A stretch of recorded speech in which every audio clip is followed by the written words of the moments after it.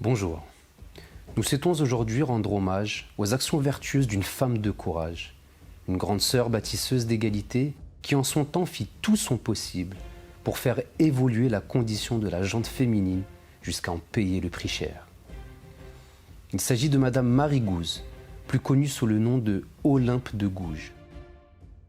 Cette figure forte de la Révolution française, précurseur de l'égalité femmes-hommes, a consacré sa vie pour la liberté, pour faire valoir les droits de la femme et la faire participer au débat démocratique et à la vie politique. Auteure, journaliste, essayiste, elle revendique à travers sa plume une solidarité étatique se souciant des personnes les plus vulnérables et réclame une réelle égalité de tous les justiciables. Elle milite également pour l'abolition de la peine de mort. Malgré les difficultés liées à ses engagements politiques, comme les menaces, les insultes, l'incompréhension de la majorité des femmes encore enfermées dans la vision d'une femme placée sous tutelle, elle ne baissa jamais les bras, accompagnée de quelques-unes de ses semblables et de figures masculines qui saisirent comme elle l'importance de la femme dans l'équilibre du pouvoir. Elle fut l'une des premières voix à s'élever contre l'abomination de l'esclavage et à se dresser en fervente défenseur de la dignité humaine. Elle en rédige même une pièce de théâtre et devient membre de la Société des Amis des Noirs. Suite à une publication intitulée « Les Trois Urnes », militant pour la République et dénonçant les affres de la monarchie, Olympe de Gouges se fait arrêter et incarcérer. Lors de son procès, le procureur lui reprochera ses positions politiques, mais également le fait de s'être prise pour un homme d'État et d'être sortie des fonctions de son sexe, s'appliquant à des tâches que la nature aurait réservées aux hommes seuls. Il dira également « Depuis quand est-il permis aux femmes de s'abjurer de leur sexe et se faire homme ?» Olympe de Gouges fut condamnée à la peine de mort et fut décapitée le 3 novembre 1793, juste après Marie-Antoinette. Marie-Antoinette à qui elle avait dédié son œuvre, la Déclaration des droits de la femme et de la citoyenne.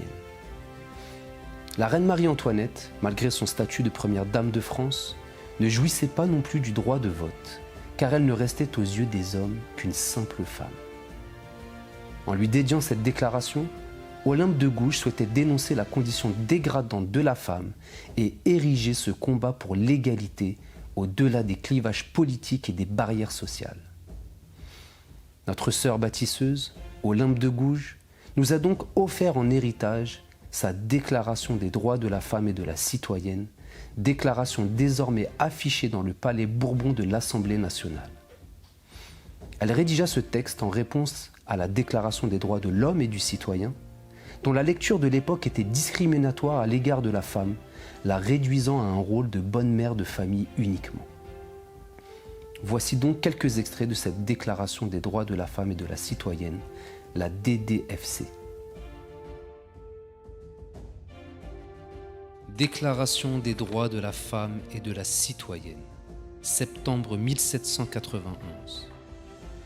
Les mères, les filles, les sœurs, représentantes de la nation, demandent à être constituées en Assemblée nationale. La femme naît libre et demeure égale à l'homme en droit. Les distinctions sociales ne peuvent être fondées que sur l'utilité commune. Le principe de toute souveraineté réside essentiellement dans la nation, qui n'est que la réunion de la femme et de l'homme. Nulle femme n'est exceptée. Elle est accusée, arrêtée et détenue dans les cas déterminés par la loi. Les femmes obéissent, comme les hommes, à cette loi rigoureuse. Nul ne doit être inquiété pour ses opinions, même fondamentales. La femme a le droit de monter sur l'échafaud. Elle doit également avoir celui de monter à la tribune, pourvu que ces manifestations ne trouvent pas l'ordre public établi par la loi. Pour l'entretien de la force publique et pour les dépenses d'administration, les contributions des femmes et des hommes sont égales. Elle a part à toutes les corvées, à toutes les tâches pénibles. Elle doit donc avoir de même part à la distribution des places, des emplois, des charges, des dignités et de l'industrie. La masse des femmes coalisée pour la contribution à celle des hommes, a le droit de demander compte à tout agent public de son administration. Les propriétés sont à tous les sexes, réunies ou séparées. Elles sont pour chacun un droit inviolable et sacré. Nul ne peut être privé comme vrai patrimoine de la nature, si ce n'est lorsque la nécessité publique, légalement constatée, l'exige évidemment, et sous la condition d'une juste et préalable indemnité.